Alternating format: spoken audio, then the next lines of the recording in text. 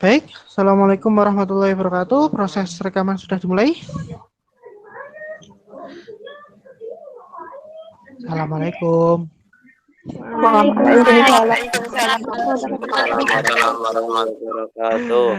Baik, alhamdulillahirrahmanirrahim. Kita bisa bertemu pada siang hari ini dalam kondisi sehat walafiat dan selalu dalam lindungan Allah Subhanahu wa taala. Amin amin ya rabbal alamin. Masih nuansa Lebaran, Pak Widi pribadi beserta keluarga dan seluruh jajaran Tadris IPA di IAIN Salatiga mengucapkan minal aidin wal faizin. Mohon maaf lahir dan batin. Semoga segala sesuatu kesalahan kita, dosa kita diampuni Allah Subhanahu wa taala dan seluruh amal perbuatan kita, amal-amal yang selalu kita laksanakan selama bulan Ramadan diridhoi Allah Subhanahu wa taala dan insya Allah diberikan istiqomah untuk kedepannya dan kita bersama-sama berdoa semoga di Ramadan dan Idul Fitri tahun depan semua kondisi membaik semua dan tidak lupa insya Allah dan selalu berdoa kita bisa berjumpa lagi, menemui lagi tamu istimewa kita bulan Ramadan di tahun yang akan datang. Amin, amin, amin ya rabbal alamin. Baik, hari ini kita akan membahas tentang analisis kebijakan kurikulum terbaru yang nanti akan disampaikan dulu oleh kelompok 4 dan nanti di akhir setelah presentasi dari kelompok 4 nanti akan Pak Widi tambahi tentang arah kebijakan yang terbaru. Baik, kelompok 4 sudah siapkah? Insya Allah sudah, Pak. Baik, istimewa kelompok 4. Silakan dipersiapkan waktu dan tempat untuk kelompok 4. Pak Widi spesial persiapkan, silakan.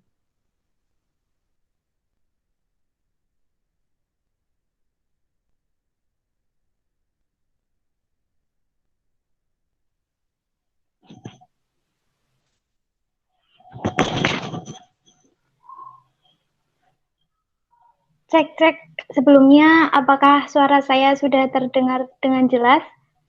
Masuk kakak. Alhamdulillah. Sebelumnya saya izinkan saya untuk share screen ya.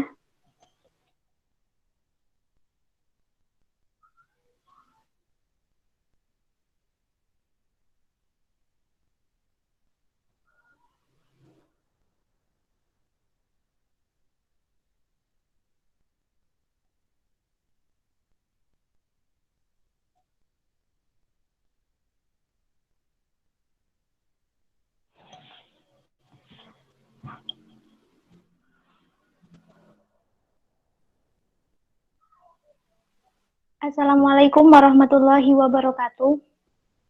Waalaikumsalam warahmatullahi wabarakatuh. Saya potong dulu. Di landscape aja, jangan dipotret, nggak kelihatan tulisannya.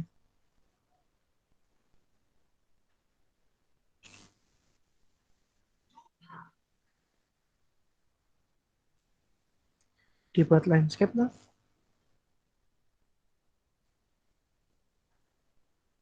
Itu kan HP-nya tinggal diputar landscape.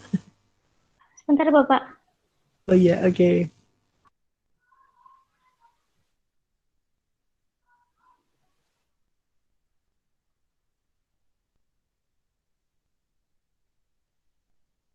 Seperti ini. Sudah terlihat jelas belum? Bagaimana teman-teman yang lain? Terlihat ya? Atau di slideshow bisa kelihatan? Sakit Bapak. Terlihat Bapak. Sip. Oke, lanjut aja kelompok 4. Baiklah, bismillahirrahmanirrahim. Assalamualaikum warahmatullahi wabarakatuh. Waalaikumsalam warahmatullahi wabarakatuh. Alhamdulillahirabbil alamin. Wassalatu wassalamu ala asrofil anbiya'i wal mursalin sayyidina wa maulana Muhammadin wa ala alihi wa sahbihi ajmain amma ba'du. Yang terhormat Bapak Haji Widi Widayat SPD MPD selaku dosen pengampu mata kuliah kurikulum pengembangan IPA, yang saya sayangi dan saya banggakan semua teman-teman yang sudah hadir pada hari ini. Sholawat serta salam senantiasa kita curahkan kepada baginda Nabi Agung Muhammad Sallallahu Alaihi Wasallam yang telah melimpahkan rahmat dan hidayahnya kepada kita semua, sehingga kita semua dapat mengikuti mata kuliah hari ini. Sebelumnya, marilah kita buka acara ini dengan baca basmalah. Bismillahirrahmanirrahim. Langsung saja, untuk materi yang pertama akan disampaikan oleh Saudara Khairul Fadli. Untuk Saudara Khairul Fadli, saya persilahkan. Baik, terima kasih kepada Mbak Fitria selaku moderator. Izinkan saya membawakan materi yang pertama. Bisa di next slide-nya, Mbak Fitria. Oke, yang pertama yaitu pengantar, yaitu kurikulum 2013. Kurikulum 2013 merupakan kurikulum berbasis kompetensi yang dirancang untuk mengantisipasi kebutuhan kompetensi abad 21. Kurikulum 2013 mempunyai tujuan untuk mendorong peserta didik atau siswa mampu lebih baik melakukan observasi, bertanya, menalar, dan mengomunikasikan atau mempresentasikan apa yang mereka peroleh atau mereka ketahui setelah menerima materi pelajaran. Kembali ke slide sebelumnya aja, Mbak Fitria. Oke. Pada dasarnya kurikulum 2013 itu merupakan tindak lanjut dari kurikulum tingkat satuan pembelajaran atau KTSP yang sebelumnya, yaitu kurikulum berbasis kompetensi atau KBK yang pernah diuji cobakan pada tahun 2004.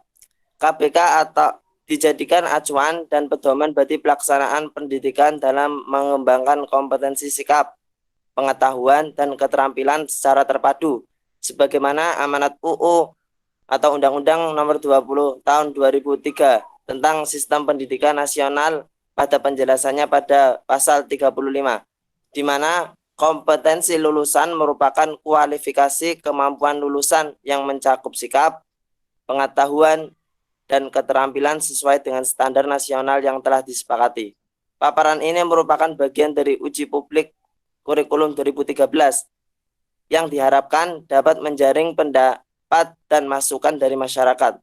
Kurikulum 2013 yang berbasis karakter dan kompetensi lahir sebagai jawaban terhadap kurikulum KTSP yang menuai berbagai kritikan, serta sesuai dengan perkembangan kebutuhan dan dunia kerja.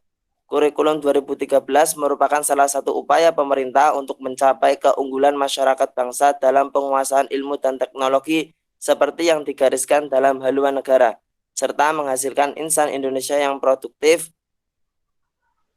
kreatif, inovatif, afektif, melalui penguatan sikap, keterampilan, dan pengetahuan yang terintegrasi. Slide selanjutnya, Mbak Fitria. Oke, selanjutnya yaitu landasan dan prinsip-prinsip kurikulum 2013. Landasan yang pertama yaitu landasan filosofi.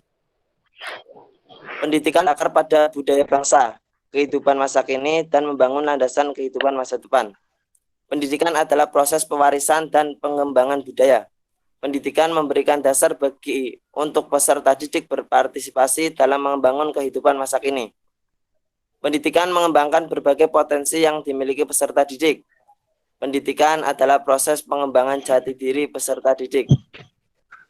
Dan pendidikan menempatkan peserta didik sebagai subjek yang belajar, efektif antara perennialisme, esensialisme, humanisme, progresivisme, rekonstruksi sosial.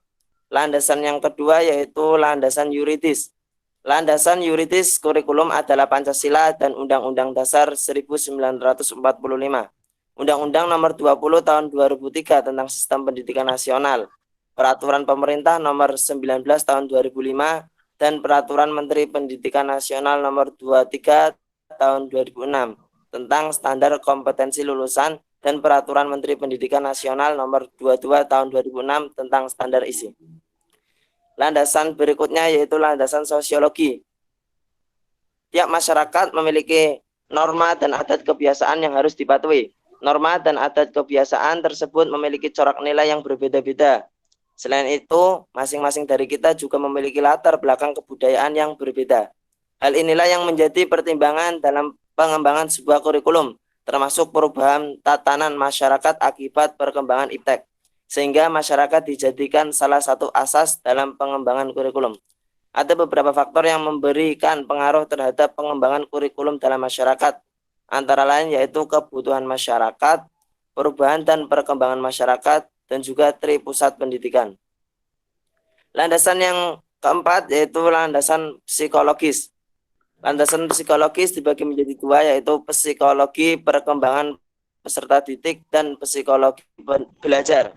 Dalam psikologi perkembangan peserta didik, implikasi dari perkembangan peserta didik terhadap pengembangan kurikulum yaitu setiap anak diberi kesempatan untuk berkembang sesuai dengan bakat, minat, dan kebutuhannya. Kemudian psikologi belajar. Psikologi atau teori belajar yang berkembang pada dasarnya dapat dikelompokkan ke dalam 3 rumpun, yaitu yang pertama teori daya atau disiplin mental, yang kedua teori behaviorisme, dan yang ketiga yaitu teori organismik atau Gestalt. Selanjutnya yaitu prinsip-prinsip dalam kurikulum 2013. Yang pertama yaitu dari siswa diberitahu menuju siswa mencari tahu. Yang awalnya siswa diberitahu oleh gurunya menjadi siswa mencari tahu sendiri. Pembelajaran mendorong siswa untuk pembelajaran aktif. Pada awal pembelajaran, guru tidak berusaha untuk memberitahukan siswa, karena itu materi pembelajaran tidak disajikan dalam bentuk final.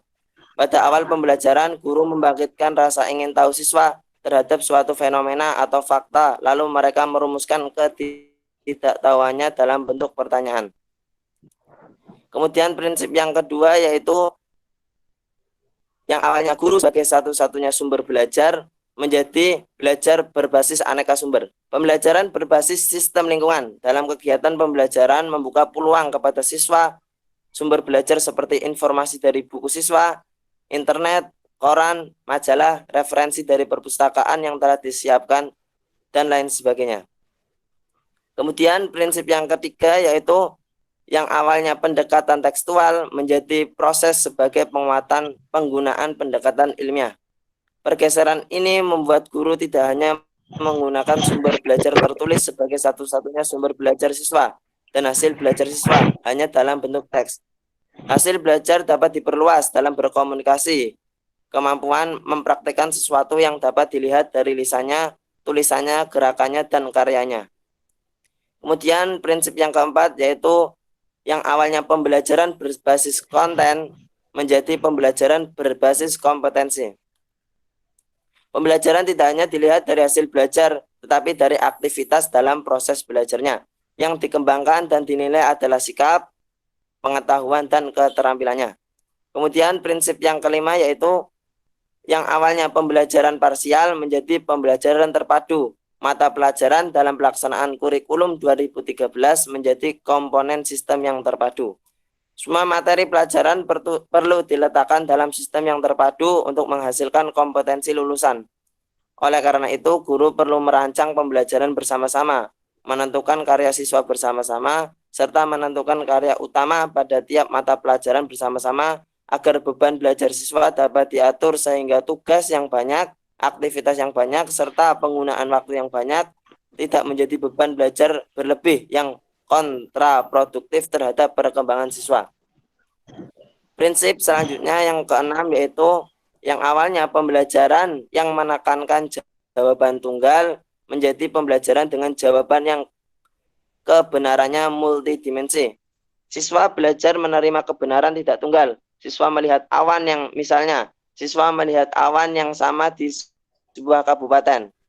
Mereka akan melihatnya dari tempatnya berpijak. Jika ada sejumlah siswa yang melukiskan awan pada jam yang sama dari tempat yang berjauhan, mereka akan melukiskannya berbeda-beda. Semua benar tentang awan itu, benar, berbagai, beragam, menjadi beragam.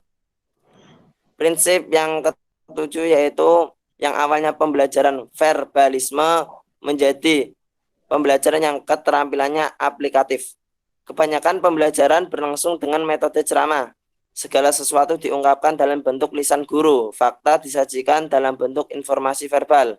Sekarang siswa harus lihat faktanya, gambarnya, videonya, diagramnya, teksnya, yang membuat siswa melihat, meraba, merasa dengan panca inderanya. Siswa belajar tidak hanya dengan mendengar, namun dengan menggunakan panca indera lainnya. Prinsip yang ke-8 yaitu peningkatan dan keseimbangan antara keterampilan fisikal dan keterampilan mental. Contohnya yaitu melaporkan angka dalam bentuk pengetahuannya, tetapi menyajikan informasi menyangkut perkembangan sikapnya dan keterampilannya. Keterampilan yang dimaksud bisa keterampilan membaca, menulis, berbicara, mendengar, yang mencerminkan keterampilan berpikirnya. Keterampilan bisa juga dapat dalam bentuk aktivitas dalam menghasilkan karya, sampai pada keterampilan berkomunikasi yang santun, keterampilan menghargai pendapat, dan yang lain sebagainya. Prinsip yang ke-9 yaitu pembelajaran yang mengutamakan pembudayaan dan pemberdayaan siswa sebagai pembelajar sepanjang hayat. Memerlukan guru untuk mengembangkan pembiasaan sejak dini untuk melakukan norma yang baik sesuai dengan budaya tempat. Dalam ruang lingkup yang lebih luas, siswa perlu mengembangkan kecakapan berpikir, bertindak, berbudi sebagai bangsa, bahkan memiliki kemampuan untuk menyesuaikan dengan beradaptasi dengan lingkungan global. Prinsip yang ke-10 yaitu pembelajaran yang menerapkan nilai-nilai dengan memberi keteladanan, membangun kemauan, dan mengembangkan kreativitas siswa dalam proses pembelajaran. Ing ngarso sun tulodo, ing madya mangkaso tutwuri handayani. Seperti itu penjelasannya. Di sini guru perlu menempatkan diri sebagai fasilitator yang dapat menjadi teladan, memberi contoh bagaimana hidup selalu belajar, hidup patuh menjalankan agama, dan berperilaku baik. Guru di depan jadi teladan atau ing ngarso mangun karya. Di tengah siswa menjadi teman belajar. Maaf, yang pertama itu tadi guru di depan jadi teladan atau ing ngarso sun tulodo. Kemudian di tengah siswa menjadi teman belajar atau ing madya mangun karso. Dan di belakang selalu mendorong semangat siswa tumbuh mengembangkan potensi dirinya secara optimal atau tutwuri handayani. Prinsip yang ke-11 yaitu pembelajaran berlangsung di rumah, di sekolah, dan di masyarakat. Karena itu pembelajaran dalam kurikulum 2013 memerlukan waktu yang lebih banyak dan memanfaatkan ruang dan waktu secara integratif. Pembelajaran tidak hanya memanfaatkan waktu di dalam kelas saja. Kemudian prinsip yang ke-12 yaitu pembelajaran menerapkan prinsip bahwa siapa saja adalah guru, siapa saja adalah siswa, dan di mana saja ada kelas. Prinsip ini menandakan bahwa ruang belajar siswa tidak hanya dibatasi dengan dinding ruang kelas. Sekolah dan lingkungan sekitar adalah kelas besar untuk siswa belajar. Lingkungan sekolah sebagai ruang belajar yang sangat ideal untuk mengembangkan kompetensi siswa. Oleh karena itu, pembelajaran hendaknya dapat mengembangkan sistem yang terbuka. Prinsip yang ke-13 yaitu pemanfaatan teknologi informasi dan komunikasi atau TIK untuk meningkatkan keefektifan dan efektivitas pembelajaran. Di sini, sekolah perlu meningkatkan daya guru dan siswa untuk memanfaatkan TIK. Jika guru belum memiliki kapasitas yang mumpuni, siswa dapat belajar dari siapapun. Yang paling penting, mereka harus dapat menguasai TIK, sebab mendapatkan pembelajaran dengan dukungan TIK atau tidak, siswa tetap akan menghadapi tantangan dalam hidupnya menjadi pengguna TIK. Jika sekolah tidak memfasilitasi, pasti daya kompetensi siswa akan jomplang daripada siswa yang memperoleh pelajaran menggunakannya. Kemudian prinsip yang terakhir yaitu pengakuan atas perbedaan individual dan latar belakang budaya siswa. Cita-cita, latar belakang keluarga, cara mendapatkan pendidikan di rumah, cara pandang, cara belajar, cara berpikir, keyakinan siswa berbeda-beda. Oleh karena itu, pembelajaran harus melihat perbedaan itu sebagai kekayaan yang potensial dan indah jika dikembangkan menjadi kesatuan yang memiliki unsur keragaman. Hargai semua siswa, kembangkan kolaborasi, dan biarkan siswa tumbuh menurut potensinya masing-masing. Baik, sekian yang dapat saya sampaikan. Waktu selebihnya saya kembalikan kepada moderator. Baiklah, terima kasih kepada Saudara Khairul Fadli yang telah memaparkan materinya dengan baik sekali. Selanjutnya yaitu materi yang akan dipaparkan oleh Saudari Fitri Lestari. Kepadanya saya persilahkan. Baik, materi selanjutnya yaitu tujuan dan komponen. Yang pertama yaitu tujuan. Kurikulum 2013 dirancang dengan tujuan untuk mempersiapkan insan yang memiliki kemampuan hidup sebagai pribadi dan warga negara yang beriman, produktif, kreatif, inovatif, dan efektif, serta mampu berkontribusi pada kehidupan bermasyarakat, berbangsa, bernegara, dan peradaban dunia. Selanjutnya yaitu komponen. Terdapat 5 komponen, yaitu yang pertama tujuan, yang kedua materi pembelajaran, yang ketiga strategi pembelajaran, yang keempat organisasi kurikulum, dan yang terakhir yaitu evaluasi kurikulum. Sekian saya kembalikan kepada moderator. Baiklah, terima kasih atas penyampaian materinya. Kemudian dilanjutkan pemaparan materi selanjutnya yaitu oleh Saudari Husni Nurmalini. Kepadanya saya persilahkan. Terima kasih kepada moderator. Sebelumnya, apakah suara saya jelas? Alhamdulillah sudah terdengar dengan jelas, Mbak. Jelas, Mbak. Baik. Di sini saya akan menyampaikan materi mengenai desain pembelajaran menurut kurikulum 2013 revisi. Bentar. Revisi kurikulum 2013 tahun 2017 tidak terlalu signifikan. Namun, perubahannya difokuskan pada peningkatan hubungan atau keterkaitan antara kompetensi inti atau KI dengan kompetensi dasar atau KD. Sedangkan dalam penyusunan rencana pelaksanaan pembelajaran atau RPP kurikulum 2013 revisi 2017 yang dibuat harus muncul 4 macam hal, yaitu PPK, literasi, 4C, dan HOT, sehingga diperlukan kreativitas guru dalam berpikir.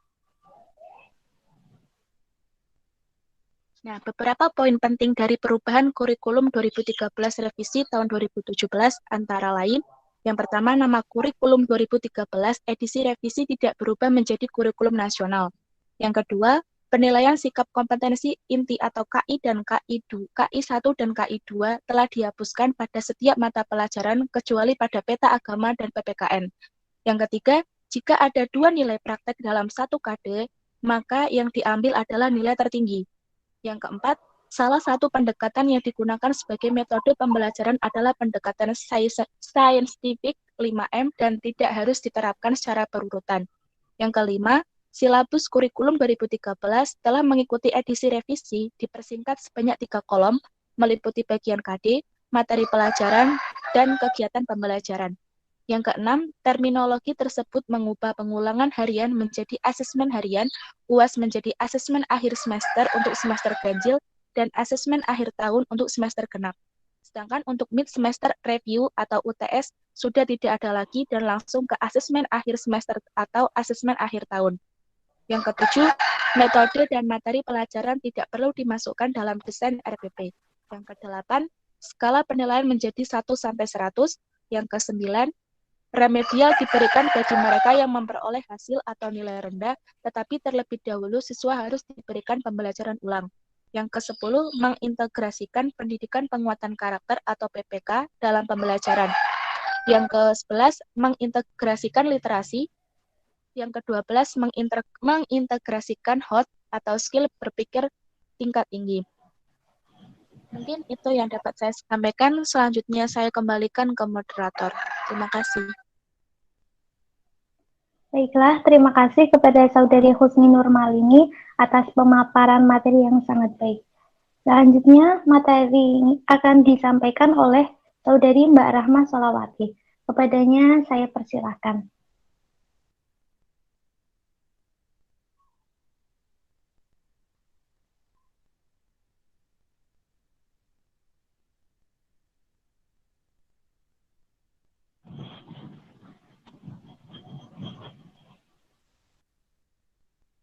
Apakah Mbak Rahma Sholawati sudah siap?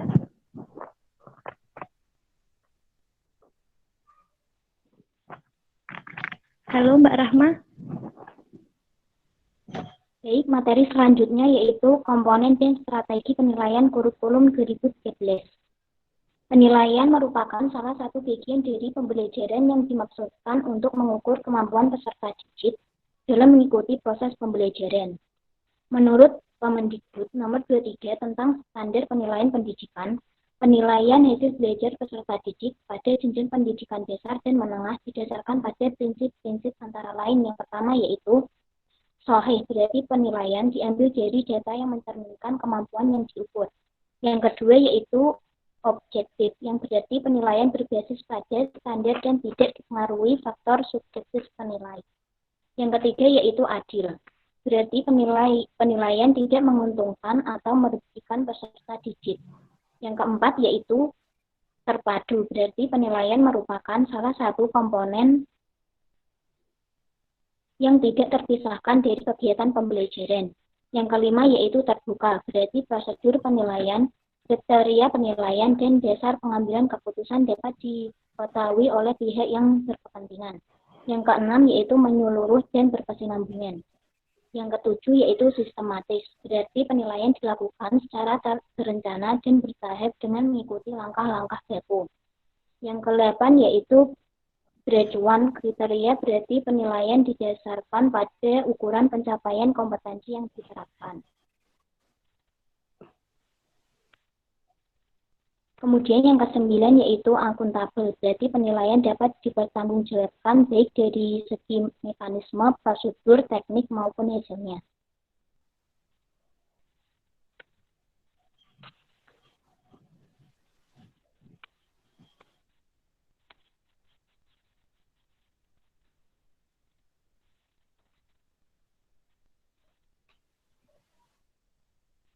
Selanjutnya yaitu karakteristik kurikulum 2013 dan kurikulum 2013 revisi. Karakteristik kurikulum 2013 menurut Peraturan Menteri Pendidikan dan Kebudayaan Nomor 65 Tahun 2013 tentang Standar Proses Pendidikan Dasar dan Menengah. Karakteristik pembelajaran pada setiap satuan pendidikan berkaitan erat pada standar kompetensi lulusan dan standar isi.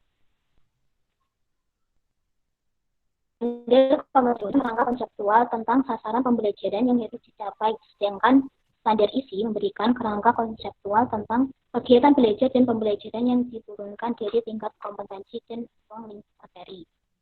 Adapun karakteristik pada kurikulum 2013 yaitu yang pertama, mengembangkan kesinambungan antara spiritual dan sosial, pengetahuan, keterampilan, serta penerapannya dalam berbagai situasi di sekolah dan masyarakat. Yang kedua yaitu menempatkan sekolah sebagai bagian dari masyarakat yang memberikan pengalaman belajar agar peserta didik mampu menerapkan apa yang dipelajari di sekolah ke masyarakat dan memanfaatkan masyarakat sebagai sumber belajar. Kemudian yang ketiga, memberi waktu yang cukup leluasa untuk mengembangkan berbagai sikap, pengetahuan, dan keterampilan. Yang keempat, mengembangkan kompetensi yang dinyatakan dalam bentuk kompetensi inti kelas yang dirinci lebih lanjut dalam kompetensi dasar mata pelajaran. Kemudian mengembangkan kompetensi inti kelas menjadi unsur pengorganisasi kompetensi dasar. Semua kompetensi dasar dan proses pembelajaran dikembangkan untuk mencapai kompetensi yang dinyatakan dalam kompetensi inti. Kemudian mengembangkan kompetensi dasar berdasarkan pada prinsip akumulatif. Maksudnya adalah antara satu dengan yang lain saling memperkuat dan memperkaya antar mata pelajaran dan jenjang pendidikan. Kemudian karakteristik kurikulum 2013 revisi. Meskipun terdapat beberapa perbedaan, tetapi karakteristiknya masih mengacu pada karakteristik kurikulum 2013 yang telah disebutkan tadi. Terima kasih, selanjutnya saya kembalikan kepada moderator. Baiklah, terima kasih untuk Saudari Rahma yang telah memaparkan materinya dengan sangat baik. Selanjutnya yaitu mengenai kebijakan kurikulum darurat selama pandemi COVID-19 dan arah kebijakan kurikulum ke depannya. Kurikulum darurat dirancang menjadi opsi kebijakan sekolah dalam pembelajaran. Kurikulum tersebut menyederhanakan kurikulum nasional dengan mengambil pelajaran utama yang penting dan melanjutkan studi peserta didik ke jenjang yang lebih tinggi. Pemenuhan hak pendidikan dengan adanya kurikulum darurat ini yang ditetapkan oleh sekolah memiliki banyak kelebihan. Selain dirancang untuk kesehatan dan keselamatan peserta didik, kurikulum ini juga dirancang agar pemenuhan pembelajaran dapat dilakukan secara optimal. Selanjutnya yaitu mengenai kurikulum Merdeka Belajar. Pasti menurut kalian sangat asing sekali ya, apa sih kurikulum Merdeka Belajar itu? Yaitu konsep yang menitik beratkan pada 3 hal, yaitu komitmen pada tujuan belajar sesuai dengan kebutuhan, minat, dan aspirasinya, mandiri untuk berarti melalui berbagai cara. Terima kasih. Selanjutnya, karena materi telah kita sampaikan semuanya, jadi saat ini kita buka sesi tanya jawab, yaitu kita buka dengan 3 penanya. Silahkan yang akan bertanya sebutkan NIM dan nama serta pertanyaannya. Terima kasih. Baik, silakan kelompok yang lain untuk memberikan pertanyaan kepada kelompok 4. Ayo, ada yang ingin tanya? Tadi 1 termin 3 pertanyaan ya, Mbak ya? Iya, Pak. Oke, silakan masing-masing kelompok silakan.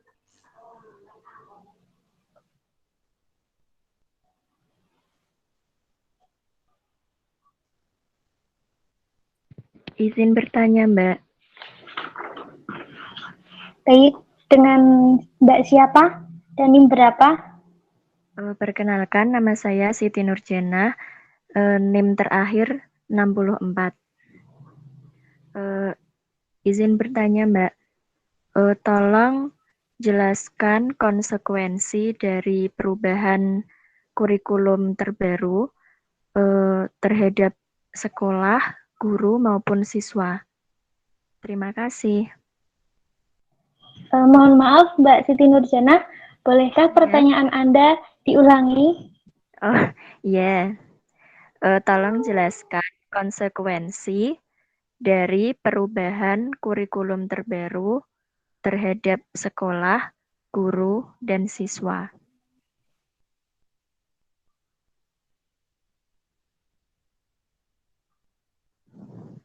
Baik, terima kasih. Untuk sementara pertanyaan ini kami tampung dulu ya. Iya, Mbak. Selanjutnya, siapa lagi yang ingin bertanya? Saya, Mbak. Baik, dengan Mbak siapa dan NIM berapa? Reva Mailasari, NIM belakang 065. Baik, dengan pertanyaan apa Mbak Reva?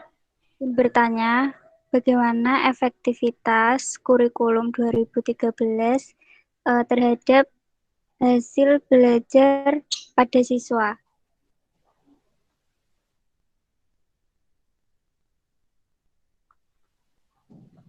Mohon maaf, apa boleh diulang kembali pertanyaannya?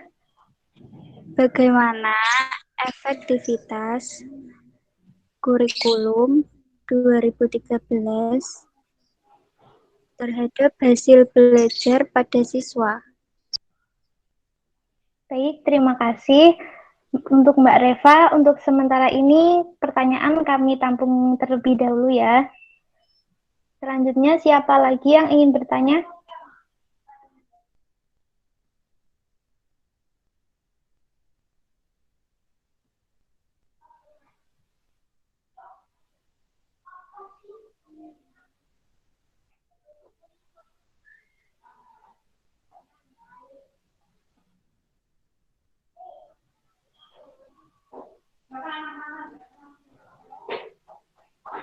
Bagaimana? Ada yang tanyakan lagi? Satu penanya lagi. Habis ini Pak Widi mau memberikan penilaian sama tambahan gitu. Silakan yang mau tanya satu lagi, silakan.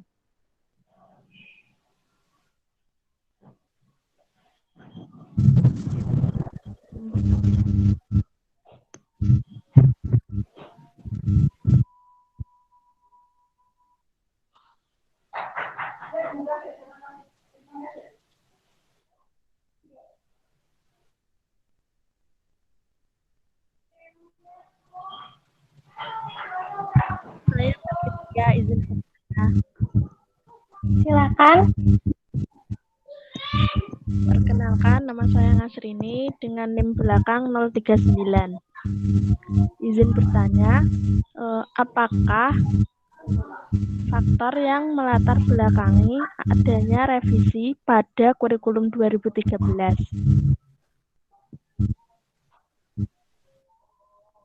Mohon maaf, Mbak Ngasrini, bolehkah pertanyaannya diulang kembali?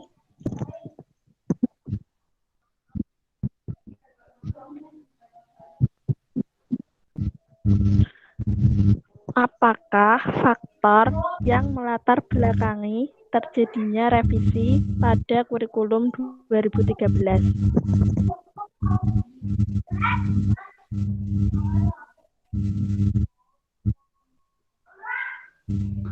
Baik, terima kasih untuk Mbak Ngasrini atas pertanyaannya. Sementara ini kami tampung terlebih dahulu ya.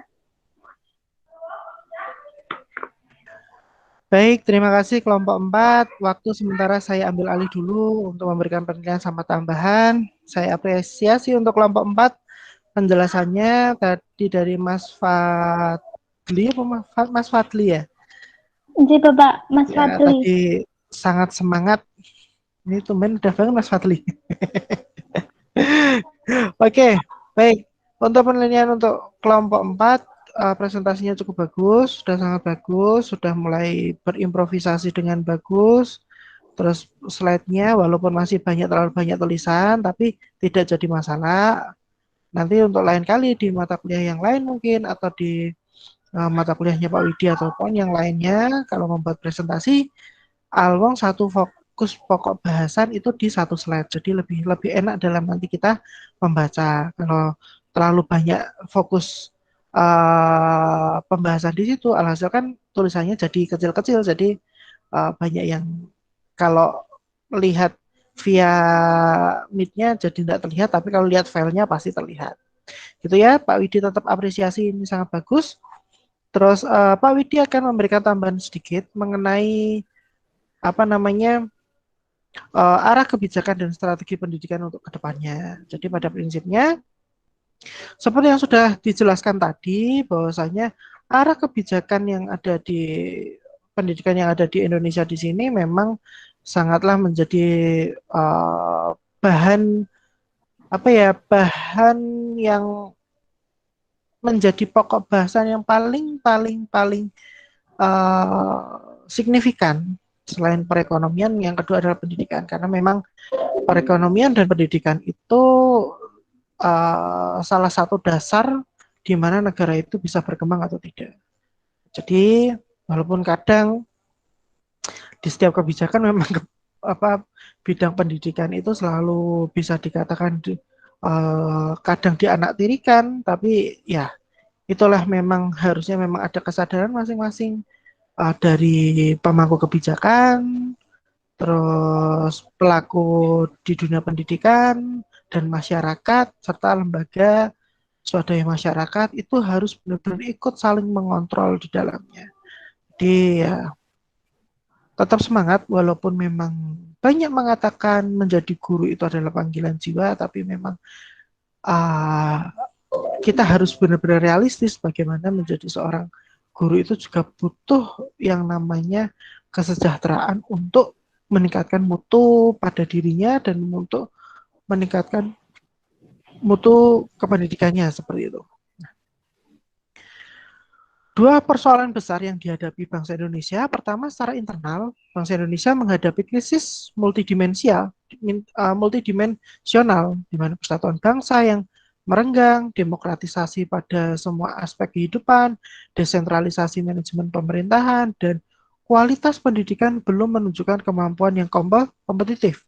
Nah, yang kedua, secara eksternal, bangsa Indonesia menghadapi tantangan pasar global, kemajuan teknologi yang menuntut pendidikan kompetitif dan inovatif, dan networking tanpa batas. Makanya sekarang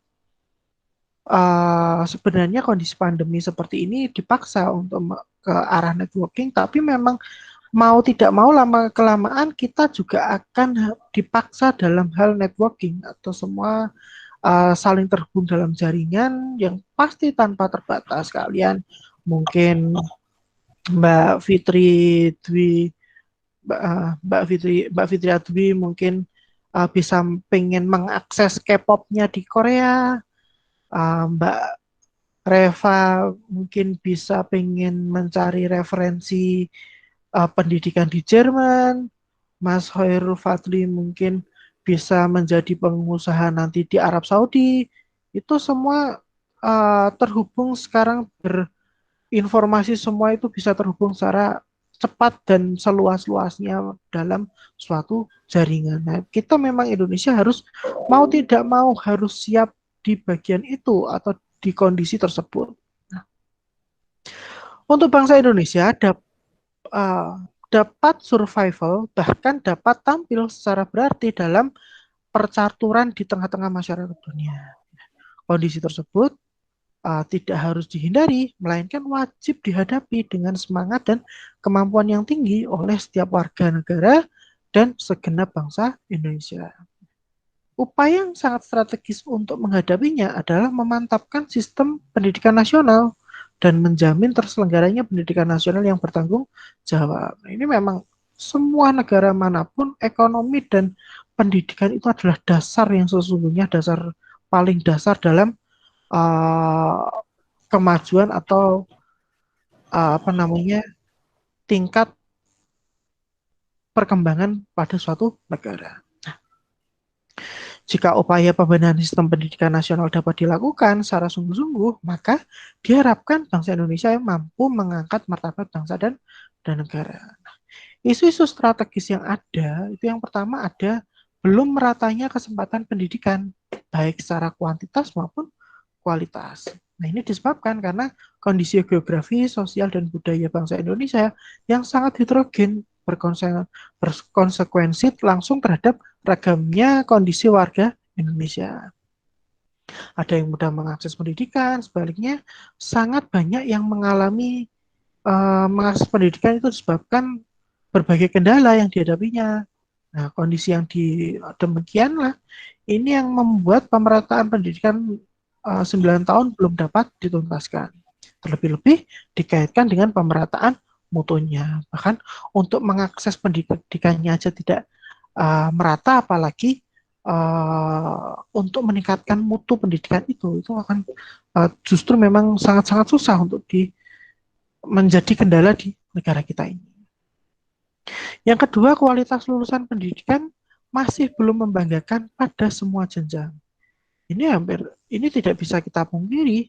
Nah, memang dalam pembangunan sektor pendidikan telah diupayakan dari tahun ke tahun, sehingga tidak sedikit masyarakat yang illiterate sudah dapat dituntaskan. Namun, masih saja kualitas pendidikan secara nasional belum dapat membanggakan, terutama bila dibandingkan dengan negara-negara lainnya.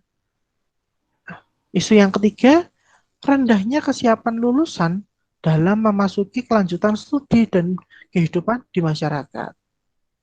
Nah, ini sudah sangat banyaklah lulusan pendidikan pada semua jenjang telah dihasilkan, namun mereka tidak sepenuhnya memiliki kesiapan untuk memadai sehingga dapatlah dipahami manakala masih banyak lulusan yang merasa kesulitan dalam merebut peluang kerja, apalagi mengembangkan lapangan kerja sendiri. Itu memang kenyataannya seperti itu di lapangan. Yang keempat, lemahnya kinerja lembaga pendidikan pada semua jenjang. Manajemen pendidikan telah diupayakan dibenahi, baik infrastruktur maupun sistem, implementasi, dan evaluasinya. Namun, masih banyak lembaga pendidikan yang belum memiliki kemandirian dalam mengelola pendidikan secara produktif. Ya, rata-rata memang menjaga, istilahnya jaga entah itu bantuan dari pemerintah atau apa. Apalagi yang terlebih adalah sekolah yang berasal dari sekolah swasta itu memang benar-benar harus mampu mengelola pendidikan itu secara produktif. Ya. Nah, ini sangat berpengaruh sehingga arah kebijakan pendidikan ke depan itu memang benar-benar didasari dan benar-benar harus kita pahami bahwasanya keadaan yang ada di lapangan itu seperti apa. Keadaan lapangannya sebenarnya kadang si pembuat kebijakan itu bisa dikatakan tutup mata melihat keadaan yang ada di lapangan itu seperti apa. Dia hanya bisa menerima laporan saja. Padahal kita tahu ada dua jenis orang dalam melaporkan sesuatu apa yang dilihat di lapangan. Kadang karena untuk menjaga image-nya, dia seolah-olah melaporkan bahwasanya yang ada di lapangan itu baik-baik saja. Tapi kalau memang dia tipe orang yang benar-benar pengen mencari solusi terhadap suatu masalah, pasti dia akan menjelaskan atau melaporkan kepada yang akan membuat kebijakan, itu pasti akan melaporkan sedetail-detailnya bentuknya seperti apa. Almu bisa dikatakan lebih baik minum pahitnya obat sekarang daripada saya nanti akan menerima dampaknya dari penyakit saya di kemudian hari. Nah, ini seperti halnya bom waktu. Seperti halnya sekarang, UN dihapuskan. Terus, apa namanya, kelulusan mutlak diambil atau diserahkan di masing-masing dunia lembaga pendidikan. Ya, itu sebenarnya bagus. Cuman, kalau seandainya tidak memiliki standar khusus dari negara, Pak, kita akan kesulitan melihat peserta didik tersebut atau siswa tersebut itu sudah mencapai kompetensinya apa belum.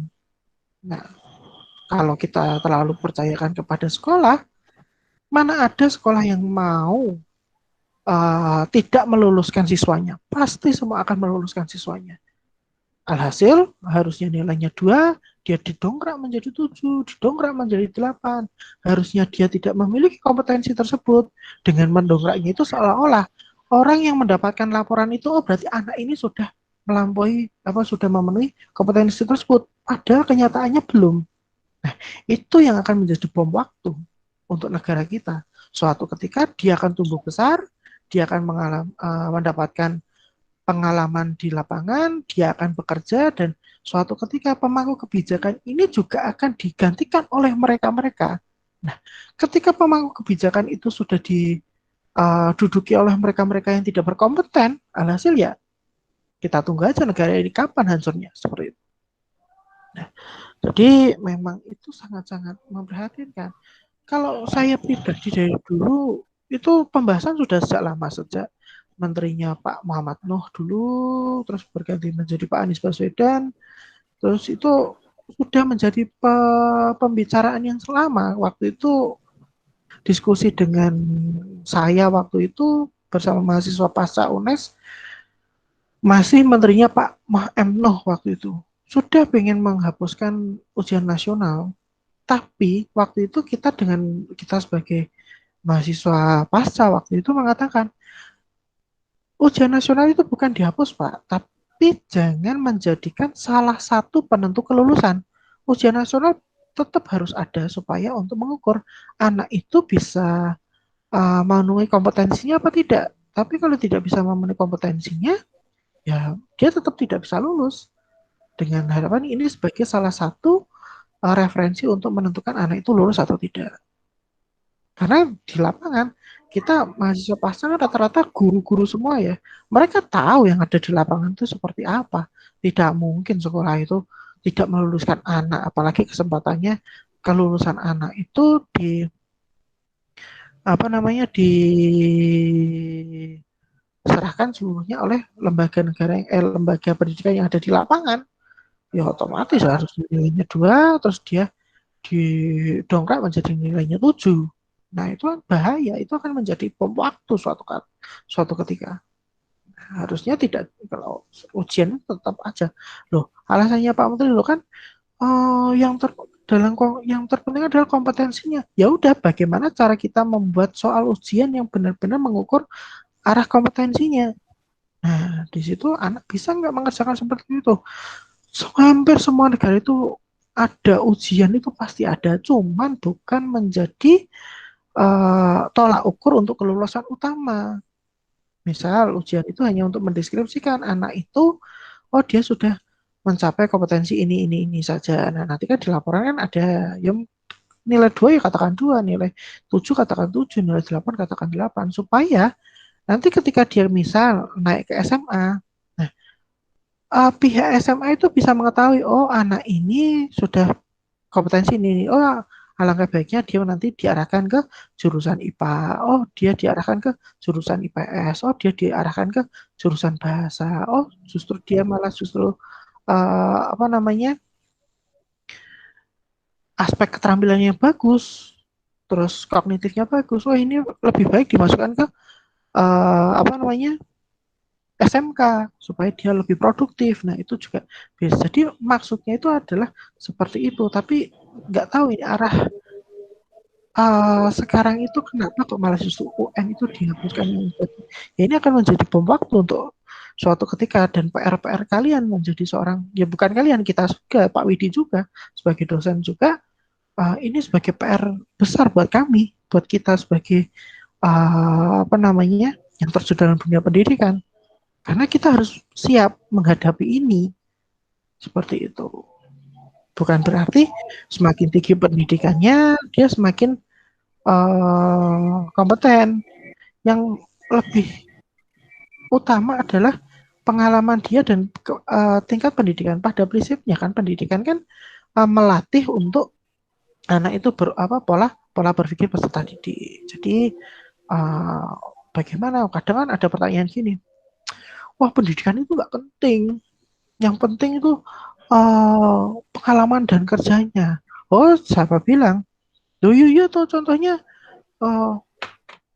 saya pingin jadi seperti Bob Sadino, pengen sebagai siapa ya, Bob Sadino lah yang paling gampang di Indonesia. Dia tidak memiliki pendidikan yang tinggi, tapi sekarang dia akhirnya sukses. Ya tak jawab kayak gini aja, itu kan Bob Sadino, bukan kamu. Loh, kok bisa seperti itu, Pak? Nyatanya Bob Sadino selalu mengatakan, lah kamu tidak tahu masa mudanya Bob Sadino itu berat seperti apa. Orang kamu aja tak kasih nilai D wis bingung, kok pakai prinsipnya Bob Sadino. Orang kamu dikasih nilai D aja bingung, wis bingung, piye iki aku ora lulus, piye. Nah, seperti itu baru nilai D. Dulu Bob Sadino dia rugi jutaan rupiah itu sudah biasa, puluhan jutaan rupiah itu dia sudah biasa. Dia sampai keliling jualan kelontong dan ditipu itu juga sudah biasa. Lagi nilai D wis bingung.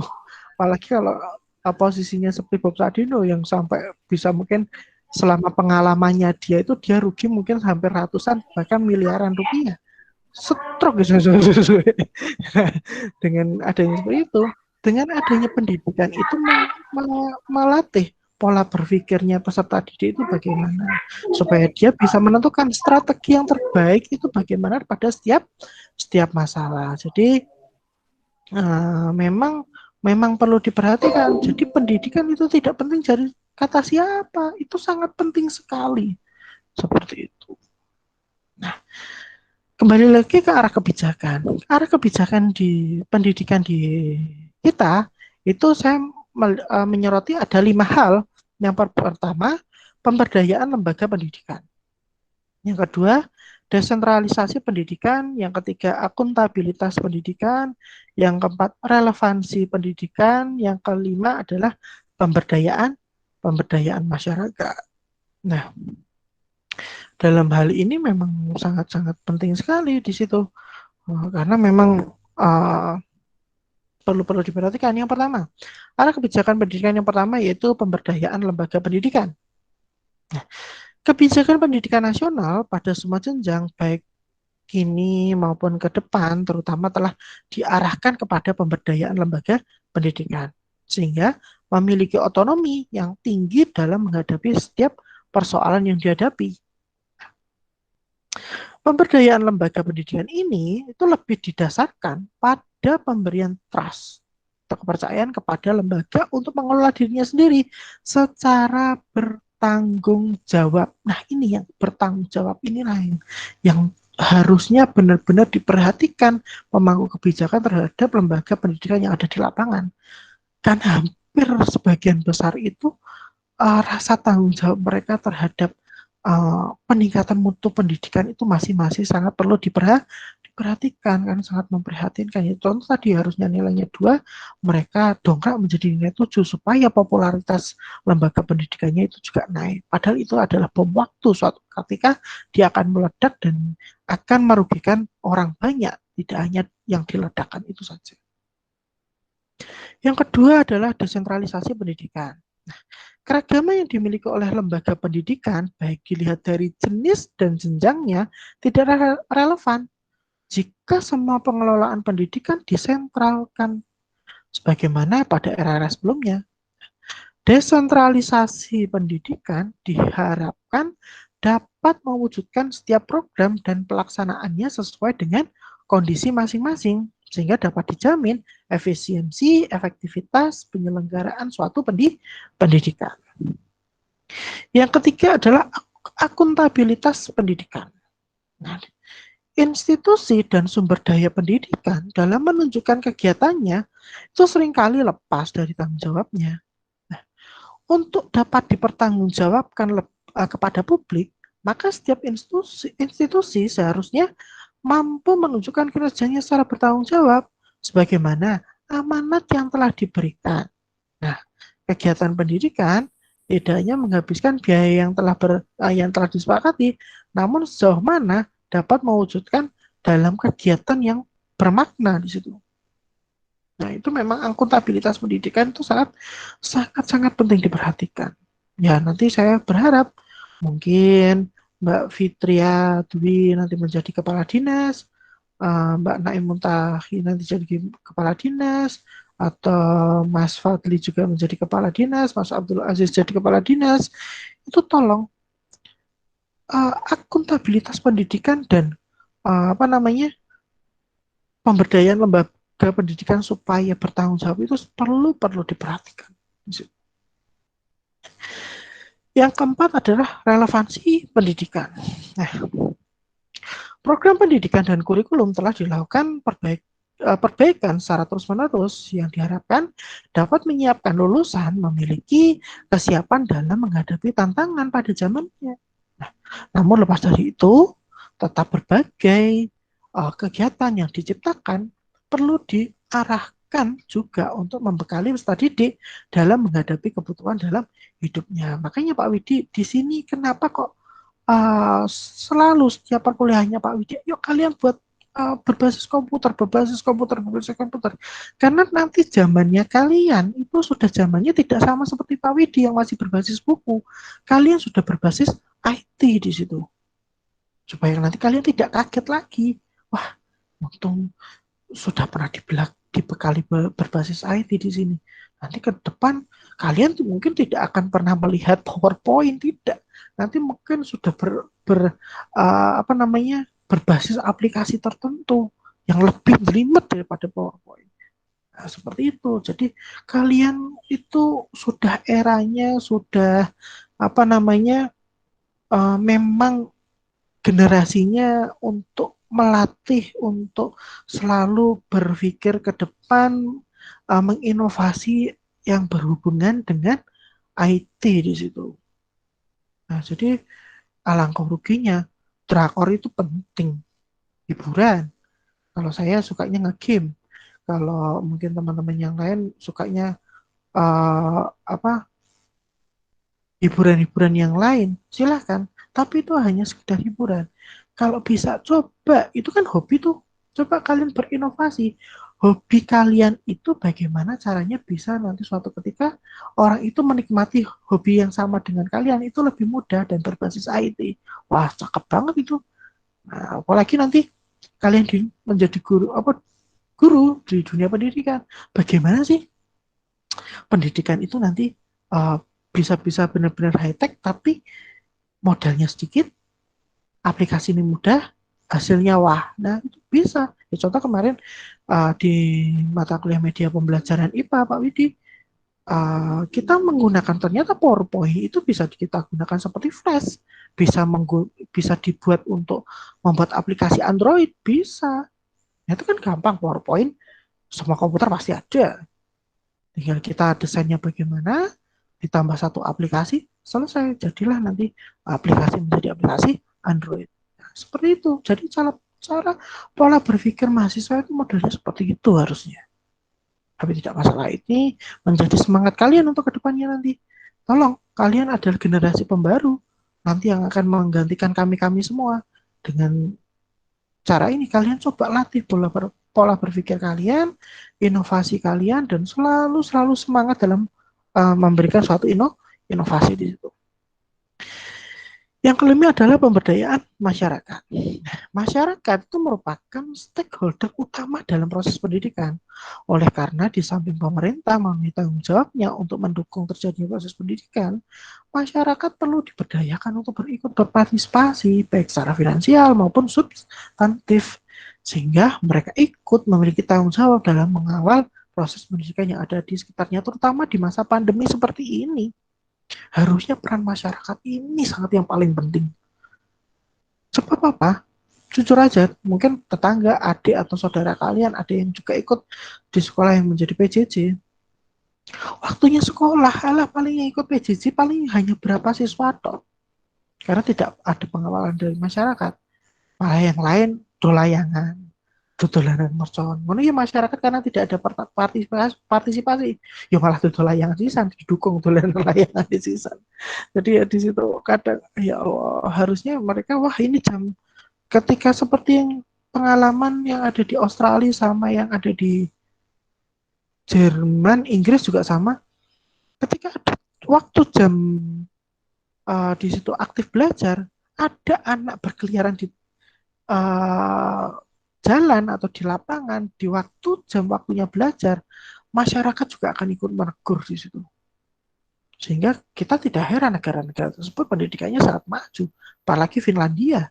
Finlandia walaupun PJJ pun mereka tetap jalan karena memang bentuk PJJ-nya itu adalah model-model video tutorial sehingga anak itu benar-benar terpancing, wah dia semangat dalam pembelajaran. Nah, itu memang pemberdayaan masyarakat itu sangat penting. Nah, bagaimana caranya? Nah, makanya perlu strategi pendidikan nasional. Yang pertama yaitu demokratisasi pendidikan, di mana upaya dapat dilakukan dengan mengadakan perluasan dan pemerataan kesempatan untuk memperoleh pendidikan. Mewujudkan pendidikan untuk semua memungkinkan terjadinya pemberdayaan dan pendayagunaan institusi masyarakat. Memberikan perhatian tersendiri terhadap kelompok khusus dan mengupayakan pendirian unit pendidikan. Yang kedua, meningkatkan kualitas pendidikan pada semua jenjang yang diwujudkan dengan melakukan pembaharuan kurikulum pada semua jenjang. Meningkatkan profesionalisme tenaga pendidikan, meningkatkan kualitas proses dan evaluasi pendidikan, meningkatkan peran supervisi pendidikan, dan meningkatkan kualitas penelitian. Dan yang ketiga adalah meningkatkan relevansi pendidikan yang dapat dimanifestasikan dengan mengembangkan kecakapan dasar, menata program sesuai dengan kepentingan lanjutan studi, memiliki dunia kerja, menentukan proses pendidikan yang manusiawi, dan membangun iklim pendidikan yang inklusif. Terakhir, meningkatkan efektivitas dan efisiensi pendidikan yang dapat diwujudkan dengan penegakan manajemen berbasis sekolah dan pendidikan berbasis masyarakat, penegakan otonomi dan akuntabilitas perguruan tinggi, penerapan dalam pendanaan pendidikan yang berbasis kinerja, dan pemantapan keberadaan dan fungsi akreditasi lembaga pendidikan semua jenjang dan mengupayakan debirokratisasi pendidikan. Nah, di sini memang faktor-faktor yang mempengaruhi implementasi kebijakan pendidikan di Indonesia itu ada beberapa. Yang pertama, ada mentalitas birokrat sektor pendidikan. Yang kedua, politisasi birokrasi pendidikan, dan ketiga, penghargaan terhadap profesi pendidikan. Keempat, mayoritas tenaga pendidikan belum menunjukkan keprofesionalan. Dan yang kelima, kepedulian masyarakat, bisnis, dan industri yang masih rendah di situ. Nah, dari faktor-faktor itulah itu yang perlu betul-betul diperhatikan dalam dunia pendidikan seperti itu. Nah, itu saja tambahan dari Pak Widi. Bagaimana kelompok 4 sudah siap untuk menjawab pertanyaan teman-temannya? Insya Allah sudah, Bapak. Baik, kalau begitu waktu dan tempat saya kembalikan lagi kepada kelompok 4. Baik, terima kasih kepada Bapak Widi yang telah memberikan pelurusan serta penyempurnaan materi dari kami. Terima kasih. Selanjutnya yaitu untuk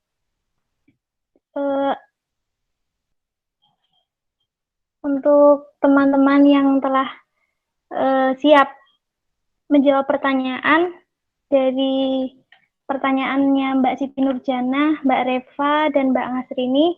Silahkan.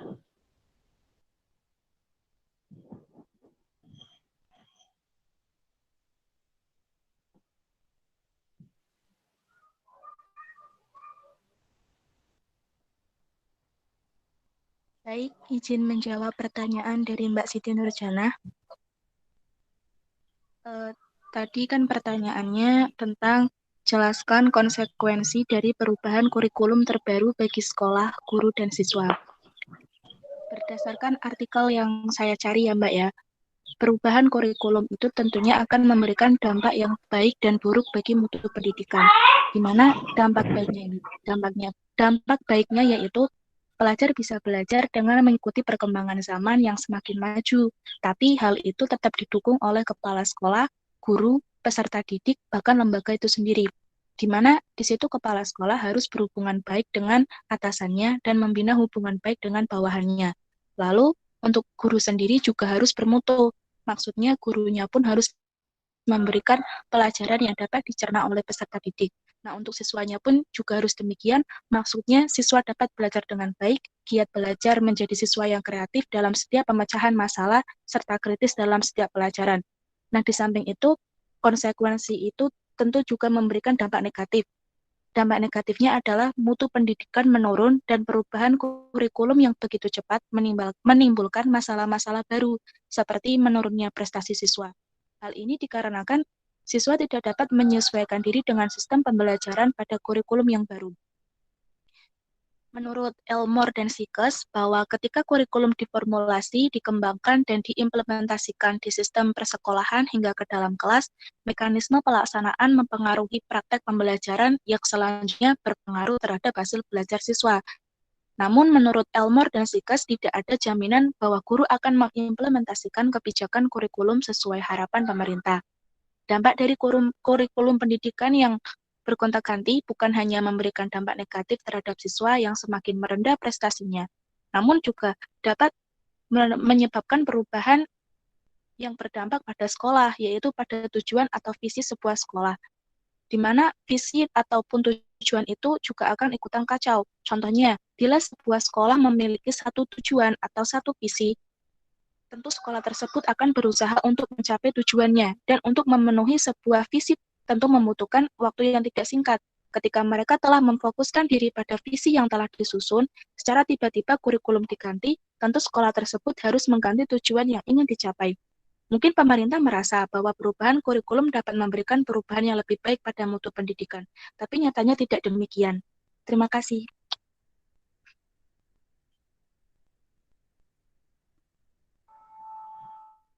Terima kasih untuk Mbak Husni yang telah menjawab dari pertanyaannya Mbak Siti Nurjana. Bagaimana Mbak Siti Nurjana? Apakah jawaban dari Mbak Husni sudah cukup? Cukup, Mbak. Bisa diterima. Baik, terima kasih. Selanjutnya yaitu jawaban dari Mbak Ngasrini, yaitu mengenai apa sih faktor-faktor yang melatar belakangi terhadap adanya terjadinya revisi kurikulum 2013. Pada tahun 2013 lalu, pemerintah Republik Indonesia melalui Kementerian Pendidikan dan Kebudayaan telah menetapkan kurikulum 2013 sebagai standar acuan. Tentu diberlakukannya kurikulum 2013 akan mengganti kurikulum yang lama, yaitu kurikulum tingkat satuan pendidikan yang sudah diberlakukan di Indonesia mulai dari tahun 2006 sampai 2012. Namun, akibatnya dari diberlakukannya kurikulum 2013 sebagai acuan penyelenggaraan pendidikan di Indonesia, maka timbul banyak polemik yang menentang diberlakukannya kurikulum 2013. Terutamanya nih dari guru TIK, karena pada kurikulum 2013 pelajaran TIK ditiadakan tetapi TIK menjadi media semua mata pelajaran. Tentunya ini menjadi pertanyaan, kenapa pelajaran TIK ditiadakan? Apakah semua guru di Indonesia ini bisa memanfaatkan media TIK sebagai media penunjang proses pengajarannya di sekolah?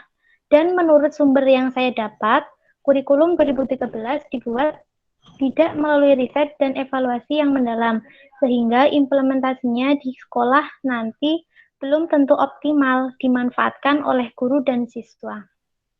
Akan tetapi, semua hal tersebut berubah ketika Menteri Pendidikan yang sekarang, yaitu Bapak Anies Baswedan, membuat sebuah pengumuman untuk menghentikan penerapan kurikulum 2013 pada sekolah yang baru menerapkan 1 semester. Tentu ini pertanda baik bagi guru-guru di Indonesia. Dengan adanya penundaan pemberlakuan kurikulum 2013 ini, beberapa substansi atau isi kurikulum 2013 yang perlu diadakan pembenahan adalah sebagai berikut, yaitu yang pertama, dari sisi substansi teori taksonomi ternyata kurang pas. Yang kedua, yaitu langkah-langkah pendekatan saintifik, lagi-lagi mengacu pada buku Dyers tentang keterampilan abstrak. Yang ketiga, yaitu jumlah mata pelajaran dari 12 menjadi 10. Yang keempat yaitu TIK menjadi media semua mata pelajaran. Hal ini menjelaskan bahwa mata pelajaran TIK sudah dilenyapkan seperti kekhawatiran beberapa pihak. Kurang lebihnya seperti itu. Bagaimana Mbak Ngasrini? Untuk jawabannya, apakah sudah memuaskan? Cukup, Mbak. Baik, terima kasih.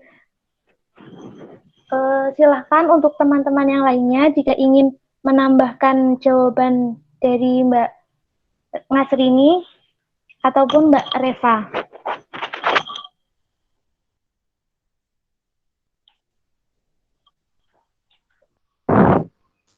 Ayo teman-teman yang lain silahkan. Saya pengen dengar juga teman-teman yang lain berpendapat dan mungkin menambahkan atau mungkin malah ingin bertanya lagi, tidak apa-apa, silahkan.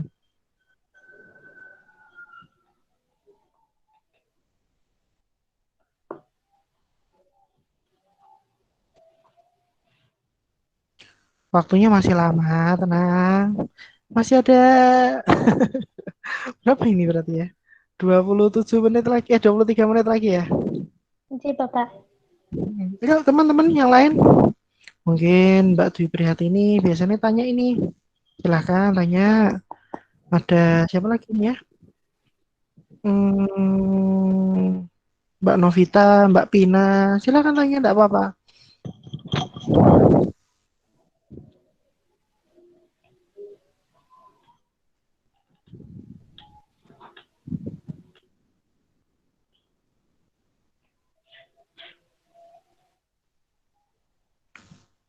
Gimana? Benar nggak ada pertanyaan?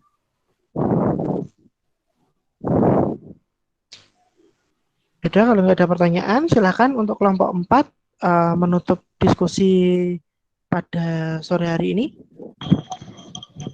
Mohon maaf Bapak, untuk pertanyaan dari Mbak Reva belum terjawab.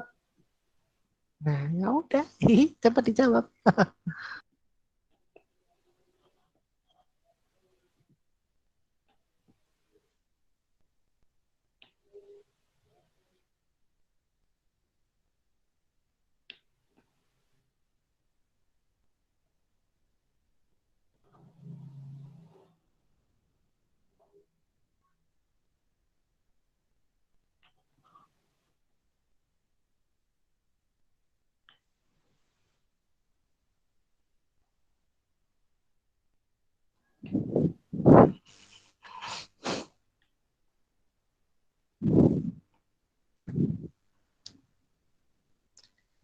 Ya, bagaimana? Coba diulangi pertanyaannya Mbak Reva seperti apa? Coba.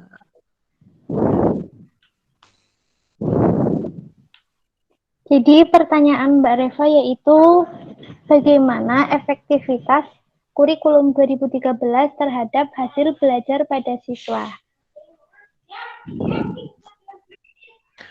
Oh, gitu.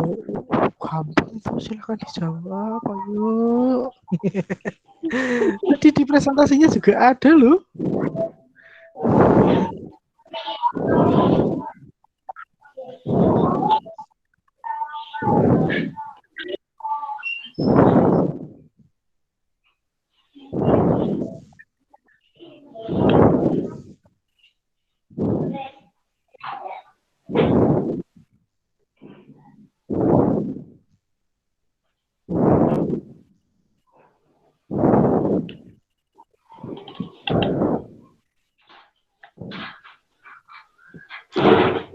Bagaimana?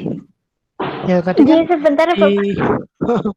di PPT-mu tadi kan kamu juga menyebutkan bahwasanya dalam kurikulum 2013 kan di situ memang perlu adanya pemberdayaan, contoh meningkatkan dari segi pengetahuannya, segi keterampilannya, dan dari segi gurunya diusahakan selalu mengadakan seperti PTK dan lain-lainnya. Tadi apa saja coba disebutkan tadi Mbak? Pak Ida gak lupa tadi.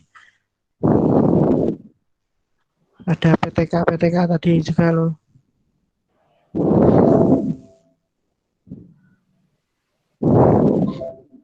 Slide berapa ya? Pak Ida gak lupa ya tadi.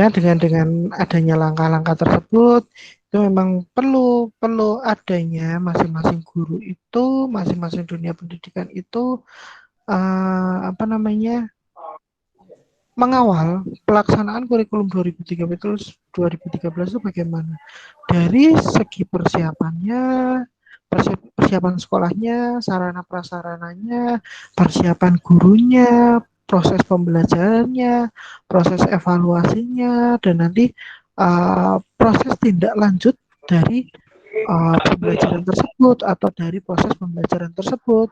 Nah, itu harus benar-benar dikawal. Nah, jika ada kekurangan, segera diperbaiki. Jika ada kelebihan, mungkin terus dikembangkan dan diinovasikan untuk menjadi yang lebih baik lagi. Nah, bagaimana nanti untuk hasil belajarnya tadi ya Mbak Fitria ya? Jadi Bapak Niki sudah menemukan jawabannya. Oke. Silahkan untuk tahu dari Mbak. Baik, mohon maaf ya Pak, ini agak telat tadi menjawabnya. Oke, untuk tadi pertanyaannya bisa diulang Mbak Fitria? Iya, jadi pertanyaan dari Mbak Reva yaitu bagaimana efektivitas kurikulum 2013 terhadap hasil belajar pada siswa. Oke, ini berdasarkan tadi scroll materinya, bagaimana efektivitas kurikulum 2013 terhadap hasil belajar siswa. Nah, perlu diketahui bahwa faktor utama proses belajar itu dikatakan efektif itu ada 5 aspek. Yang pertama, perencanaan yang dibuat oleh guru dalam menyiapkan perangkat ajar tertuang dalam RPP. Nah, dalam perencanaannya harus melihat situasi dan kondisi sekolah yang ada. Aspek ini perencanaan akan dikatakan efektif apabila perencanaan tersebut dapat dilaksanakan dengan baik. Yang kedua, efektivitas suatu program juga dapat dilihat dari fungsi atau tidaknya aturan yang telah dibuat dalam rangka menjaga berlangsungnya proses pembelajaran. Aspek ini mencakup aturan-aturan baik yang berhubungan dengan guru maupun peserta didik. Efektivitas pada aspek ini, guru memberikan ketentuan dan aturan kepada siswa, dan siswa harus menaati ketentuan dan aturan yang guru berikan kepada siswa. Dengan tujuan selama proses pembelajaran berlangsung, siswa dapat menerima ilmu yang disampaikan oleh guru secara maksimal. Yang ketiga, suatu program ketika dikatakan efektif dari segi hasil jika tujuan program tersebut dapat dicapai. Penilaian aspek ini dapat dilihat dari prestasi yang dicapai oleh peserta didik. Kemudian yang keempat adalah lembaga dikatakan efektif jika melaksanakan tugas atau fungsinya. Begitu juga program pengajaran akan efektif jika tugas atau fungsinya dapat dilaksanakan dengan baik dan peserta didik belajar dengan baik. Begitu Mbak, kurang lebihnya. Terima kasih. Baik, terima kasih kepada Mbak Husni. Bagaimana Mbak Eva, apakah jawabannya sudah memuaskan? Mbak, cukup. Baik, Oke, baik, terima tambahan dari kasih Pak Wet. Widi tadi, dari jawaban Mbak Husni tadi sudah bagus, sudah baik. Memang perlu adanya seperti itu, dan yang pasti di kurikulum 2013 itu adalah masa-masa perubahan paradigma dulu mengatakan nek bijine satu sih bocah ki sangar, tapi kalau untuk dalam K13 itu penilaian itu berdasarkan kompetensi. Jadi kompetensi mana saja yang sudah dia lalui, dia kuasai. Jadi semakin banyak kompetensi ya berarti anak itu semakin bagus, hasil belajarnya itu berarti bagus. Tapi semakin sedikit kompetensi yang dia kuasai itu ya perlu diperhatikan lagi anak-anak itu tersebut. Nah, memang yang jadi PR seperti yang tadi Pak Widi sampaikan di awal tadi, perlu adanya tanggung jawab dari masing-masing lembaga pendidikan kalau memang pengen menciptakan lulusan yang bagus, yang lulusan yang bisa menjadi panutan dan bisa dipertanggungjawabkan, ya dia harus bertanggung jawab. Memberikan nilai itu juga harus bertanggung jawab, sehingga kita bisa tahu tahap yang selanjutnya untuk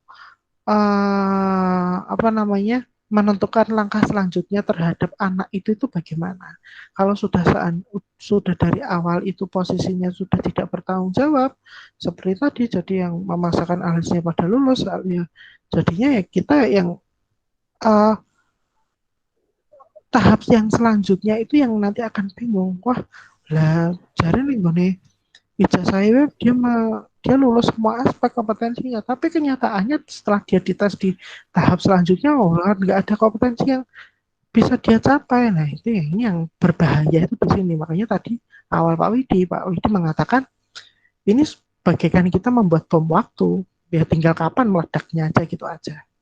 Itu Mbak Fitria, tambahan dari Pak Widi. Baik, terima kasih Bapak atas penambahannya. Jadi sebelum saya tutup, ada sedikit quotes untuk kalian, yaitu keluarlah dari zona nyaman, majulah untuk meraih mimpi indahmu, sebab setiap orang berhak punya impian. Sedangkan mimpi itu tidak bisa diraih dengan instan. Jadi intinya jangan pernah menyerah dengan keadaan yang terjadi. Seperti itu. Terima kasih buat kalian yang telah berpartisipasi dengan baik. Demikian presentasi hari ini dari kelompok 4. Mohon maaf sekali atas kekurangannya dan kesalahan dari kami, entah itu yang disengaja ataupun tidak. Terima kasih. Wassalamualaikum warahmatullahi wabarakatuh. Selebihnya waktu saya berikan kepada Bapak Widi. Waalaikumsalam warahmatullahi wabarakatuh. Terima kasih kelompok 4. Wah, quotes-nya bagus banget, istimewa. Oke, tepuk tangan untuk kelompok 4, istimewa, sip. Ya, tadi memang mimpi itu harus ada dan kita harus bagaimana berusaha untuk meraihnya. Nah, keluarlah dari zona nyaman.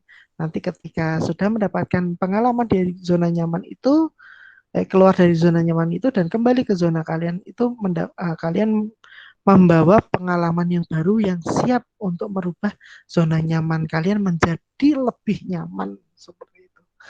Oke, itu saja dari kelompok 4, istimewa. Presentasi hari ini sangat hidup. Jadi untuk nanti kelompok 5, yuk kita hidupkan lagi diskusi seperti hari ini. Gitu ya. Baik, kalau tidak ada tambahan dan pertanyaan lagi, waktu masih ada 10 menit, Pak Widi akhiri saja, karena sudah saya kira untuk diskusi hari ini sudah cukup capek ini ya. Oke, itu aja dari Pak Widi. Kurang lebihnya Pak Widi mohon maaf. Wabillahi taufiq wal hidayah. Assalamualaikum warahmatullahi wabarakatuh.